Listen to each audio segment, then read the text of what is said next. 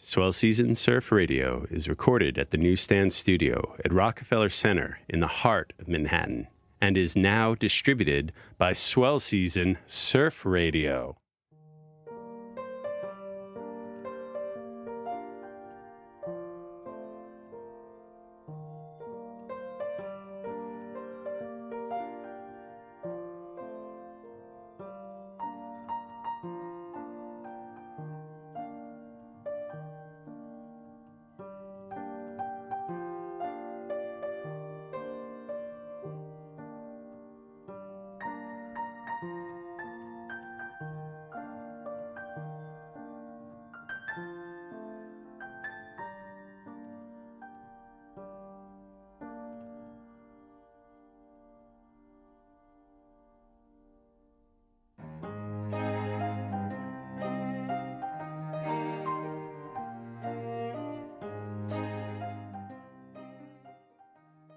Hello and welcome to Swell Season. I am your co-host, Tyler Breuer, and joining me as co-host for this episode is former guest, Gregory Wachstetter.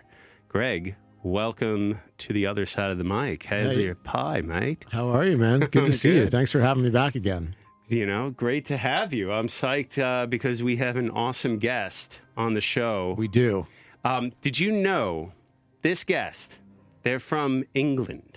Do you know that? I did know that. And when you say the word awesome, in the true sense of the word, awe-inspiring, because there have been moments of true awe. Wow. Wow. You know what else? At times inspirational, but more awe than inspiration. Do you know some other fun facts about this guest? Lay them on me. They were recognized as Shoot Magazine's new director to watch. Wow. They also won an award. This is the Suffolk County Film Commission Next Exposure Grant at the Hamptons International Film Festival.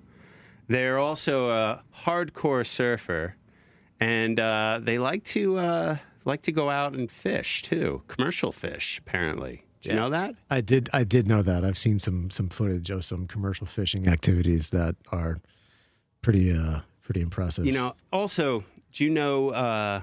One of her, because it is a female, our guest, one of her favorite things to do is, actually two of her passions, is to make films about action sports and make people cry. Did you know that? Yeah, I've been on the receiving end of both of those. Damn. Well, I'm pretty excited because I was actually kind of intimidated of having this guest on because she's like kind of a personality is kind of larger than life, and I was just going to get lost in the fun. Pull the fucking curtain back and let's find out who we got on the show, man. The suspense is killing everybody. Is Ms. Emily Anderson from Brighton Beach, correct? Sort of. Well, I'm going to start out by saying that's not really correct. That's what I tell people. It's what you tell people. But it's not actually the truth. Where is it? I'm from near Brighton. I'm from a small town that nobody knows, so it seems pointless telling them I'm from Royal Tunbridge Wells. Try me. What is it? Royal Tunbridge Wells. Oh. So that's why I say Brighton, because at least people are like, oh, I can place Brighton in the country. It's kind of a place. Yeah, it's like a small lie. I'm a small liar. Fib. As we say in England. Emily, stoked to have you on the show. Thank you so much. It's like, I've been such a huge fan, and I love all the work that you've done and your energy, and I've always oh, she'd be great to have on the show. And then Greg and I were talking, he's like, we should get some other people on the show. And I'm like, who? And he's like, what about Emily Anderson? I was like, oh, fuck. That would be awesome. She's going to be mean and bully me because she has what did you say? Outsized personality? Larger than life. Larger than life, which I always think means something else.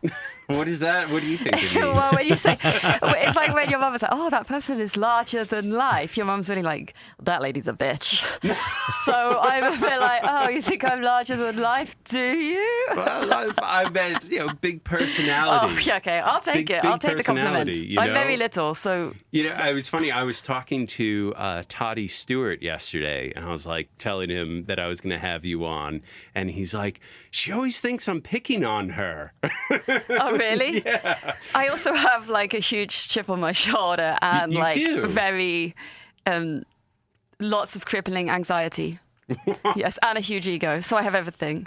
So, Greg, do you want to ask the hard-hitting question that'll make her cry right now? Well, that's true. Do you want to warm me up first before you make me cry? We'll save that for later. I think I really respect Toddy as a creative. Yeah. And so I don't think it's that I think he's picking on me. I'm always like, oh, please hire me, or like, please love my work, or like, please be my mentor. He loves your shit. So I think it's more like I'm just like a little... Starstruck? Yeah. Don't tell him. He's not going to listen to this. So that's he'll be like, Emily Anderson, skipping this one. He's a big fan, I can tell you. Great. He spoke extremely highly of you. Good. He was just like, holy shit, she's brilliant. Oh, I wish people would say that to my face. He was like, I tell her she's brilliant. She thinks I'm taking the piss. Oh, now she's getting verklempt. No, I like it. But I think that's something interesting about how people say things behind people's back, good or bad, and then people don't really say things to their face. But then that's the whole... It would be really nice for people to have more compliments to your face. Do you know what I mean? Well, you know what it is? I think a lot of people are afraid of showing too much vulnerability with that. Like when they say it to their face, it's like, oh, I'm showing that I like this person too much, and they may not like me then as much, or they feel that they have you. And it's kind of like going after a partner of some sort. You know, you're dating someone. You don't want to show them you like them too much up front, you know, because then you might scare them away. It has to be this dance. I totally disagree with that. You think? Really? Yeah. No, I'm more like know. Animal Kingdom lion that just goes for the kill. That's and then you, if they survive, I got him. Yeah. So I don't agree. This whole like dance thing, yeah. I'm not that animal. Yeah. That or it's like the tall poppy syndrome, you know, they're afraid of people's heads getting too big. Like I know in Australia at least, like that's a big thing where they don't want to give you a compliment because... You know, it's like a whole kind of thing there with that culture. They don't want you to get too big-headed or too full of yourself. I think I just missed the boat on the rules of etiquette because I paddle up to everyone in the water being like, I think you're a really good surfer. And then there's a videographer that Greg and I know, and I think he's really amazing. And I'm always like, oh, I loved how you did that Zoom shot in your last commercial on Instagram. And you'll just like paddle away. Well, you know, I think that works because I do the same thing, and I find that I end up not getting burned that much. I think actually this is my technique in the water is to humanize myself to people. And by giving compliments and meaningful compliments, I'm not just doling them out just for free waves, but I am like, hey, that thing you did, by the way, that was awesome. Or that Instagram post, that was really cool. And all of a sudden it makes it much harder for people to burn each other. And it allows people to treat you with more respect, I think. I've had so many times where I've been out not talking to another person, and then you like start dehumanizing them in your head, and then you get a good wave, and then they're like, oh, hey, man, that was a great wave. And then you're like, and then the next thing you know, you guys are having a great session. I just got back from Saladito, and a stand-up paddler kicked his board at me. Oh, shit. And I was like, yo, don't do that. And he goes, it's my country. And I was like... Wow. Okay. How do I retort that? No, right. I didn't have I was verklempt that I didn't have a good response. But I thought I was going to take that back to Ditch Plains and just shout, it's my country when people get in the way. With my British accent. Yeah. Yeah. When people are mad at me, it's my country. What does that even mean? You're all still a bunch of colonies and we're coming back for you. Yes. If anyone could not shout that, I think it's me. You should do that on the 4th of July, too. Yeah. You're all just renting this place. Yes. We're coming back for it. Get out of here. Hey, so in preparation for this show, first, I noticed you have notes for us. Just 2 pages worth. Just 2 pages worth. Yes. Emily, for our listeners, Emily came prepared with notes for us to about ask her. About her. So that we can ask the right questions, actually. Wow. You truly are a director. Yeah, I'm a director. I had a few notes of things that I didn't want to do, and then a few rules that my friends gave me to follow. Can you share those with us? Yes. Number 1 is important. All right. 2022 resolutions. Don't say like, and don't say F-U-C-K. Because I think I overuse those two words when I get nervous or I'm just being a sloppy talker. Okay. So either we edit them out, the royal we you, or I try and not do them. Okay. So that was the first thing that my note was. Okay. And then the second was, everyone said that rule number one of podcasts is that I wasn't allowed to laugh at my own jokes. And I'm going to find that hard. You know what? I frequently do that all the time. That's my nervous habit, is to laugh at my own jokes. So go right ahead. We can laugh at our own jokes. Okay, fine. You know, we're our own laugh tracks. Okay, yes. Yeah. I've always felt like life, you know, we should have the laugh tracks, you know? Yeah, and totally. Fuck it. If no one else can do it, I'm going to do it. See, right there. You're like, fuck it. What else? What else do you got for us on here? No, I just wanted, there's things that I wanted to talk about that I didn't want to kick myself. I thought it was also going to be don't talk about Fight Club or something. Don't talk about Fight Club. Well, the other one was don't talk about any secret surf spots in Montauk. So I'm not going to talk about ditch planes. And then everyone's like, don't make it seem cool here. We want less people. It's not cool. It's rubbish. It's passé. No.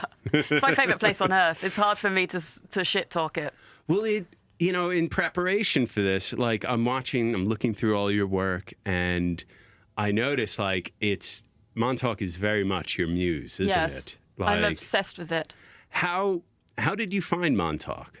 Like, how did you end up there? I'm kind of curious because you grew up in southern England. You went to school in Glasgow, though, right? Yes, I did. Art school. Art school, sculpture. Got a very useful degree in fine art sculpture. Fine art sculpture. So useful. Really. Well, clearly, you know, it helped give you a certain eye, maybe, for things. Yeah. You think so? Yeah, why not? 1 minute a sculpture, the next minute a commercial?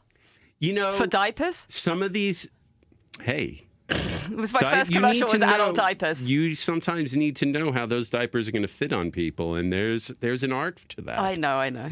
No, it's a great degree. I mean, I went for creative nonfiction writing, so okay. And now I sell novelty gifts. So let me tell you, really helpful there. Greg's like, I got a degree in finance. Finance, and that's what I do. Creative writing with a minor in Spanish. I still don't know how I wound up doing what I do. Me neither. I do. I have an idea of it. I was desperate. Do you want to know how I ended up in Montauk? Yeah. There's sex and money and stuff involved. But I'll give you the PG version. No. Is there a mustache in there too? A dirty one.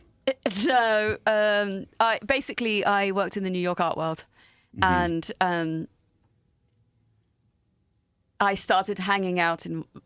Now I'm like confused what story I'm going to tell you. There's the long one, the short one, the clean one, the dirty one. Give the long one. There was a guy that owned the art gallery that I worked for. Right. And he basically just went around swooping up interns to take to his like East Hampton compound. And there were loads of hot interns. And then I accidentally got swept up and then taken to East Hampton for the weekend. So you by default, you are a hot intern. We're a hot art intern. This was a long time ago. I was like the chirpy fun. I was the chirpy fun intern, you know what I mean? That could fix things around the house because of my degree in sculpture. And so he basically just like kept me around. So every weekend I'd go to East Hampton for a decade. And then the financial crash of 2008 happened and he sold his house there and then moved to Montauk. Wow. So then I just lived in Montauk. That's amazing. Yeah. Don't ask what I had to do for this guy. But basically... He's the reason I'm in America. He was an immigration lawyer, so he got all my fake visas, gave me a fake name.